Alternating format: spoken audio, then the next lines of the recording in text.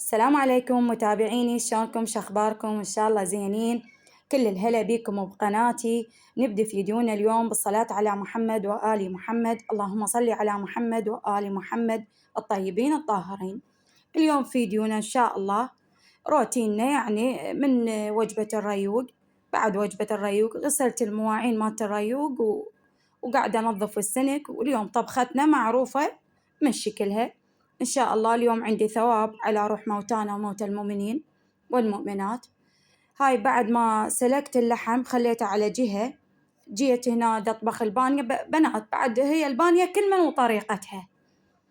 هسا أنا هاي طريقتي، سلقت اللحم خليته على جهة. هسا جيت أحمس اللحم والثوم، زيت حامي وأحمس اللحم والثوم. منا لما أحس اللحم أخذ نكهة الثوم إن شاء الله أضيف عليه البانية. بنات لا تنسون أنتوا تشتغلون بالمطبخ اذكروا الله، صلوا على النبي، اللهم صل على محمد وآل محمد. هنا ضفت البانية عليه، قلبتها شوية حتى تاخذ نكهة اللحم، وراح أضيف عليها من مي اللحم اللي سلقت بيه اللحم، راح أضيف عليها وأخلي من عنده. أخليها منا لما شوية تنشف، أجي أضيف عليها مية طماطة. أنا الصراحة الطماطة أحب أمردها بيدي مو بالخلاط. هنا قاعدة أحمس المعجون، أقلب بيه منا لما تطلع ريحة المعجون حتى يعطي نكهة طيبة للمرقة. أضيفه على مرقة البانية بعد ما قامت تفور المي الطماطة، قام يفور أضيف له المعجون وأضيف باقي مي اللحم فقط. هاي إضافتي ويا البانية، ما أضيف أي شي زايد. اللهم صل على محمد وآل محمد. وأضيف الملح. وهاي بعد ما كملت طبختنا، شوفوها الصلاة على محمد وآل محمد شلونها. هنا جهزنا غدانا. سهمكم العافية.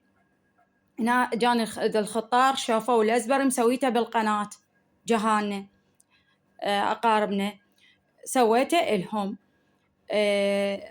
هو ظرفين من الجلي أي نكهة تحبونها، ونص خاشوقة مال شاي من الثعلبية، ربع كوب مي وثلج. والله بنات الصراحة هذا حتى أنا أعطي تحفيز للي يريد يحب يسوي مشروع بسيط بالبيت.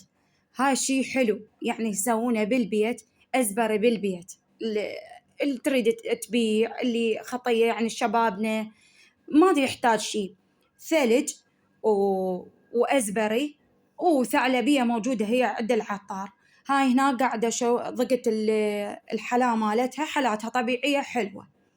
أرجع النوبة أطي ضربة بالخلاط بالماكينة مال المثرامة. أشوفكم يا شلون صارت مثل العلج. هنا قاعدة أطي للجهال، والله حسيتهم يعني يحبون هاي الشغلات، الجهال يفرحون بيها. جاي أقدمه إلهم قاعد ياخذون مني دقيقتين، معودين أوقفوا خل أصور. اللهم صل على محمد وآل محمد. بنات لا تنسون اللايك والاشتراك، اللايك والاشتراك والتعليق. وإذا تحبون انطوا رسلوا الرابط لأقربائكم لأصدقائكم. لا تنسون اللايك والاشتراك فضلا وليس أمرا.